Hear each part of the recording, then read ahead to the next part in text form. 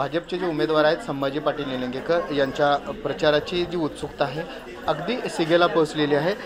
त्यांच्या ताईसाहेब आहे आपल्यासोबत आहेत, आपण त्यांना विचारणार ताई, खरं तर आपण या प्रचार यंत्रणेमध्ये पहिल्यांदाच समोर आलात। याच्या अगोदर आपण पाठीमागून पडद्यामागून सगळं काम करायचं, कशा प्रकारचा अनुभव या ठिकाणचा आपल्याला येतो? खरं तर म्हणजे असं नाही की मी पहिल्यांदाच आले, अक्कांचं सुद्धा जेव्हा इलेक्शन होतं त्यावेळेससुद्धा आम्ही गावं फिरायचो, आम्हाला त्याचा अनुभव होता। पण हे इलेक्शनचा जो रिस्पॉन्स आहे हा आत्तापर्यंतच्या आमच्या राजकारणातला सगळ्यात सुंदर रिस्पॉन्स आहे असंच मी सांगेन। कारण सगळेच म्हणजे आपले वडीलधारी मंडळीपासून सर्व माझ्या मायमाऊलीपासून माझ्या सर्व लहान लेकरापासून सर्वांच्या तोंडात फक्त एकच नाव आहे, संभाजी भैया, संभाजी भैया। एक बहीण म्हणून यावेळेस भैयांची विजयाची हॅट्रिक होणार आहे, ते चौथ्यांदा उमेदवारी लढवत आहेत, परंतु यावेळेस विजयाची हॅट्रिक होणार, काय म्हणजे आपल्या भावना आहे? माझ्या खरं सांगू तर भावना म्हणजे काय, भैयांनी पहिल्या इलेक्शनपासून किंवा जेव्हा ते नव्हते सुद्धा तेव्हासुद्धा नेहमीच जनसेवेचा वसा घेतलेला आहे, अक्काची त्यांना शिकवून आहे।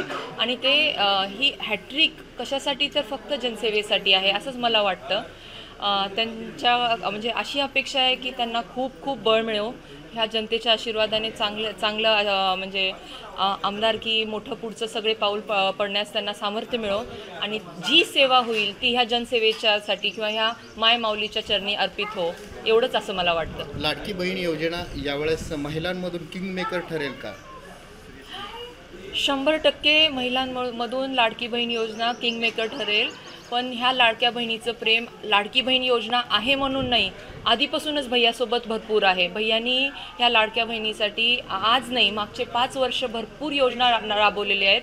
प्रोजेक्ट आनंदी जसा लहान मुलींसाठी असतो किंवा बरेचसे जसे आपले हेल्थ कॅम्प असतात, भैयांनी भरपूर म्हणजे त्या माध्यमातून पण आपण कमीत कमी 40-50 हजार महिलांपर्यंत पोहोचलेलो आहोत प्रत्येक गोष्टीतून। त्याच्यामुळं लाडकी बहीण तर एक डेफिनेटली चांगली गोष्ट आहे, पण ह्याच्यापेक्षा सुद्धा जास्त लाडक्या बहिणींचा खूप माया खूप आशीर्वाद भैयाकडे आहे आणि डेफिनेटली ते किंग मेकर ठरणार आहे। अवघ्या 2 दिवसावर मतदान आहे, जनतेला आपण काय आव्हान कराल? सर्व जनतेला मी एवढंच सांगेल की ही आपल्या निलंग्याच्या विकासाची लढाई आहे, निलंग्याच्या स्वाभिमानाची लढाई आहे आणि तुम्ही सर्वजण येत्या 20 तारखेला आपल्या लाडक्या भैयाला म्हणजे संभाजी पाटील निलंगेकराला कमळाच्या चिन्हावरती बटन दाबून भरघोस आशीर्वाद आणि भरघोस मतदान देचाल, एवढंच बोलते मी। या होत्या प्राजक्ताताई आशिष मारवा, या ठिकाणचे जे आमदार आहेत संभाजी पाटील निलंगेकर यांच्या बहीण आहेत। अतिशय चांगल्या पद्धतीनं त्या या प्रचार यंत्रणेमध्ये सक्रिय झालेल्या आहेत आणि लोकांचा खूप चांगल्या